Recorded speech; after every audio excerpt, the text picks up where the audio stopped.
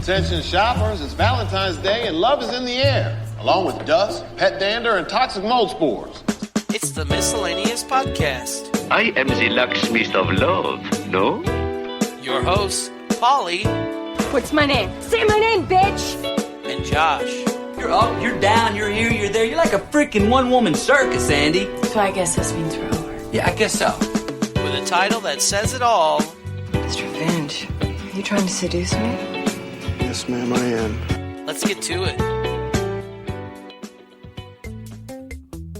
Happy Post Valentines Day, Josh. Why, thank you, Polly. How about a plot synopsis? The history of the holiday comes from some facts, speculations, and legends.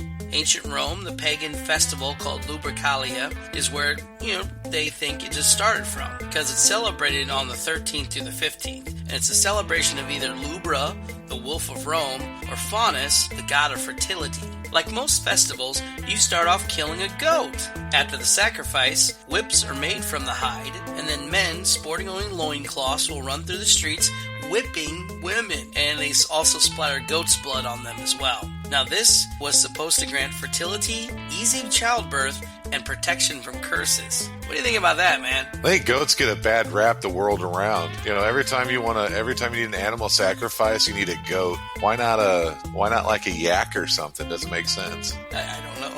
I don't know, but spreading blood all over yourself and then whipping the people in the streets doesn't sound like, something fun either. So amongst all the ritual whipping they do, the men and women would start horseplaying around, get a little rowdy, and then of course inevitably they all get pretty much freaky. And this is just out in the middle of the street for everyone to see. Nothing says, hey baby, do you want to have some sex, like, covering her in goat's blood and guts. And then whipping her with the... Yeah, and then whipping her with the height of it. Awesome. I must live in a different time. We should have did this when we were in our 20s. There's no time like the present. I'm sure I can find a goat. Alright, how much Valentine's Day cards? Did you know there's actually 2 origin stories from this? Yeah, here we go. First one comes from the latter Rome, it was called Lover's Lottery. Now, girls' names were written down on parchment and put into jars or urns, and boys would draw a name. And whoever name they drew, those two were pretty much a couple till the end of the year. Oh, goodness. Hopefully you picked right. Yeah, now some marriages did come out of this, but just think of this, though, you get with a girl, she's okay or whatever, you get her to the end of the year. Next Valentine's Day, you get a whole new one. That's kind of cool, but, what if you picked a naggy one or one that didn't want to put out? Sorry. Hashtag sorry, not sorry. Happy Valentine's Day. Shit. In medieval times, the term heart on your sleeve was derived from the lottery. Boys, after they picked the girls' names, they would pin the name to their sleeve so that everybody would see. Actually, I did know that, and they were in the shape of a heart, too. That's why. Cool. All right. Now, the second one, story origin, comes from actually the story of Saint Valentine. In the 15th century, Pope Gellius declared February 14th to be Valentine's Day. But there was a small problem. There was more than one Father Valentine. So the church picked the most defiant, imprisoned, beaten, and beheaded one. There you go. What do you think? Well, it sounds kind of like, what was that, Highlander? There can be only one. Just see him sitting down. Okay, we got Father Valentine, who, little Robin Hood, he just robs from the rich to feed the poor. Okay, we got little Father Valentine over here who, cured the sick. Okay, we got one that got, who was defiant to his emperor. He got beaten up, he was in prison, and then they cut his head off. Yeah, that guy, the beheaded one, that's the one. That particular Valentine they chose, he lived in the 3rd century, and this was during the Emperor Claudius' realm. Now, Claudius II, he was huge on wars and shit like that, and he'd keep his armies out for long periods of time, and the morale would just get lonely and all this other stuff, so a lot of the guys were just lonesome. Now, the Emperor saw that as a sign of weakness, so to fix that, he banned all marriages. Yes, specifically young men. What's that, you're young? Aw, too bad, you're in the army now, son. So Father Valentine thought this was unjust, so he married people in secret. Claudius found out about this, and you can imagine he was pretty pissed. Back in the day, pagans and Christians, they didn't get along. However, though, Claudius and Valentine, they kind of they were pretty cool with each other. Claudius does come up to Father Valentine and asks, hey, look, man, stop doing this, renounce your faith, become a pagan, and all's good. Valentine refused, and he was sentenced to death. While he was in prison, fell in love with a jailer's daughter. On his execution day, February 14th, he hands her a note. And the note was signed from your Valentine. I just know hodgepodge stuff. Maybe I mix it all together, but I did know that Father Valentine fell in love with the daughter of a jailer, and he signed it from your Valentine before he died. So that's pretty cool, though, because it's, it seems like, that, from your Valentine kind of stuff always, there always seems to be like a little bit that's there, a little bit of fact in there. It's sappy and nice and for a good love story. Exactly. But I don't know. I call bullshit on all this. But, of course, that's the 3rd century. I think, Catholic priests could probably bone people and they wouldn't have cared back then. Probably. But were you there in the 3rd century? Do you know that didn't happen? I'll tell you what, though. They probably all smelled, so, I wouldn't have been involved in any of that. Oh, my God. You know what? That's one thing that everybody talks about. So everything smelled so bad. Because no one bathed, and, if you bathed in the creek, they always bathed upstream. So, like, if you were gathering water, you were drinking, bathroom and shower water. Oh, God. Yeah, isn't that great? I know, I'd kill myself. Like, if I woke today and I wake up in, 2nd century Rome, I'd be like, okay, where's the first sharp, pointy thing I can find to kill myself with? Ancient scholars believe that the heart shape that we all know and love comes from a plant called silphium. Now, silphium is a seed-potted plant, has many medicinal values, but the big one is it's a contraceptive. Even the currency had it on it. Now, this comes from a place called Syrian, Africa. The plant was the only export of that area. Roman physician Soranus recommended to women to take that seed with water once a month to prevent conception and destroy anything that was existing. Very cool. And it's sad to say, though, silphium was harvested into extinction. So well, there you go. Good job, human beings. Good job.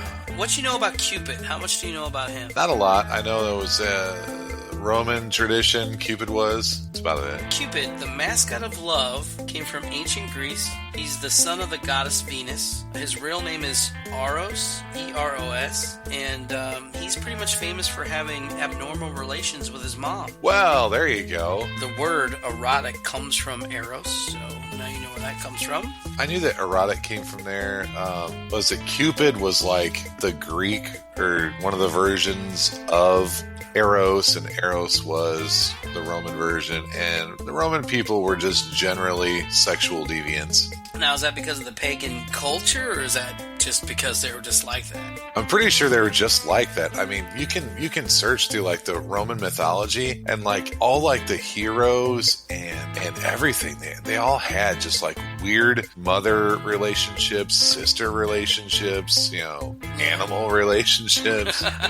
Even Faunus, the god of fertility, he's half man, half goat. See, there's the whole goat again. Goats get a bad rap. So finally, we remove all the religious, pagan, and other past that go along with Valentine's Day, and our modern version of it has evolved to a very celebrated holiday. On average, 180 million roses will be given out, 36 million heart-shaped chocolate boxes will be given out, add in all the dinners, jewelry, and all the other amenities that come with the holiday, and guess what? You're looking at roughly $17 billion in sales per year. I'm in the wrong business. I also know that, this year they said that the average person will spend about $400 on Valentine's Day. Now, I spent $3.45 on a card. I didn't really hit the $400 mark. Dude, you hit the 1% mark.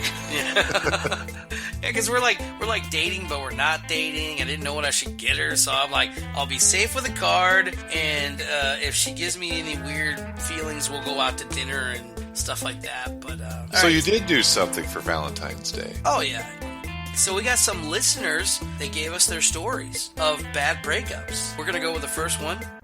I met this guy. We were on a dating site. I thought he was really genuine and a sweet person. We hit it off whenever we first started hanging out. So we hung out about 5 times and we went on a couple dates. He really just caught my heart, straight off the bat. He told me that he had a rough life. I kind of went with that. He was kind of living from friend to friend's house. I opened up my heart. I always try to find the good in people. Tried to help him out, and I let him move in after only knowing him for 2 months.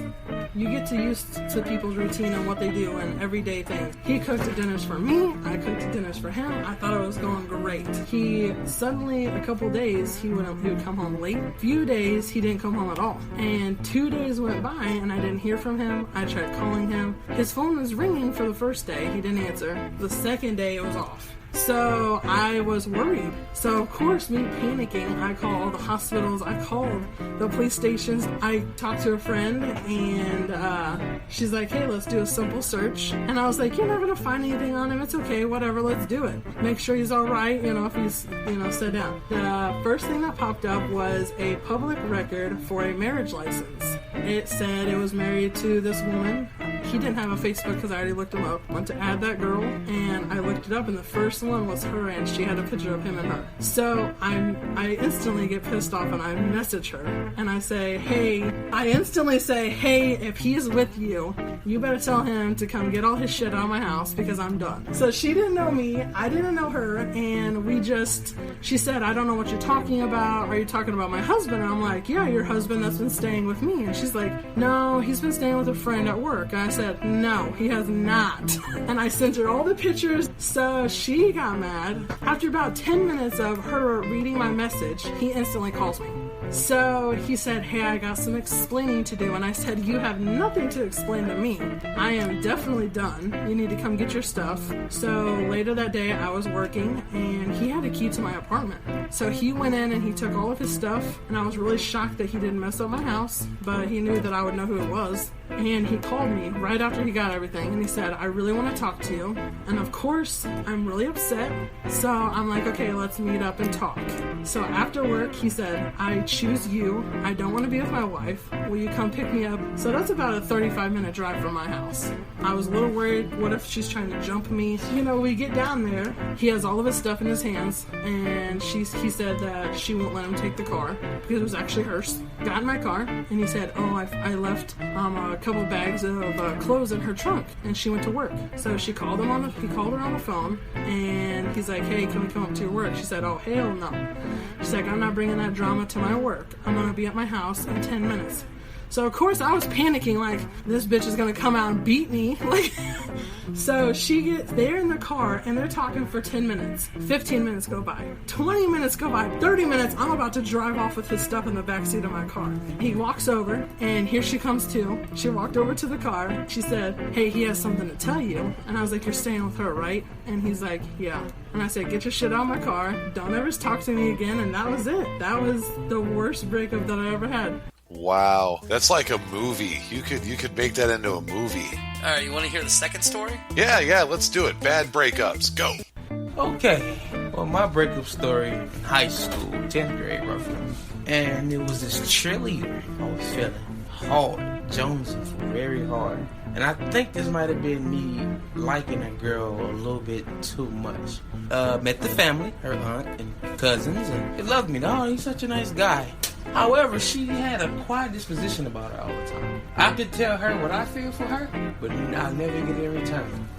I had to probe and ask questions. Now, mind you, I was kind of not that outgoing, so I would say a whole bunch of sweet things to her. So Valentine's Day come around, we had been together probably roughly 2-3 months. You would think it's like a Titanic love story, right? You think we've been together for years, like the way I met her face. After Valentine's Day, I went to the pawn shop. That's the place you can find the real jewelry. If all you listeners, you want to find real, actual jewelry, 10K, the pawn shop. Okay, and this is a gold, 10 karat gold ring with a red ruby in it. Okay, we went and took Valentine's Day pictures, and my mother paid for us to take Valentine's Day pictures. Couple pictures. Now, mind you, all this was a first for me. First ring bought for a girl. First pictures took with a girl. But some reason, it felt kind of distant when we was, I didn't feel the same back that I was giving her, even on Valentine's Day. Basketball season started up, and it was a home game. One of the star basketball players came to the game. Now, mind you, she's a cheerleader for both football and basketball. He came to the game, and he has her name and a haircut design in his head. So I go approach her and say, hey, that's my girlfriend, right? He was like, yeah, that's my best friend. I said, your best friend. You put their name in your head? That's what you do with your best friends? Yeah, why not? What's wrong with it? We cool? I just like, okay, whatever. I'm sitting in the stands. She's cheering for him. She put up a lot of points that game. Now, mind you, her family's in the audience. And at the end of the game, her family like, hey, is that Audrey name? Yeah, that's her name. In his head, it's not her boyfriend. I'm her boyfriend. So they got this look like, ooh, you gonna take that? Embarrassed, I stormed out the game. And I left. I didn't even want to see her. I called her. Hey, what's up with that? He told me he was gonna do it. I thought he was playing. I said, okay, all right. I want to say the following week, I get a tip from a person. Say, hey man, you know she been kissing such and such every 6 hour PE. Yeah, I just want to put you on game. So I called her and I confronted her. I said, hey, is this true? She was like, yeah. She admitted to kissing him every 6 hours. And immediately, that was my first and quickest dump I ever did in my life. I said, you can get my ring back. She gave it back peacefully. Got the ring back and actually ended up giving the ring to my mom. Yeah, here's your pawn shop ring back. Oh, that's heartless, dude. Thank you, listeners. Yes, thank you. You keep our podcast going.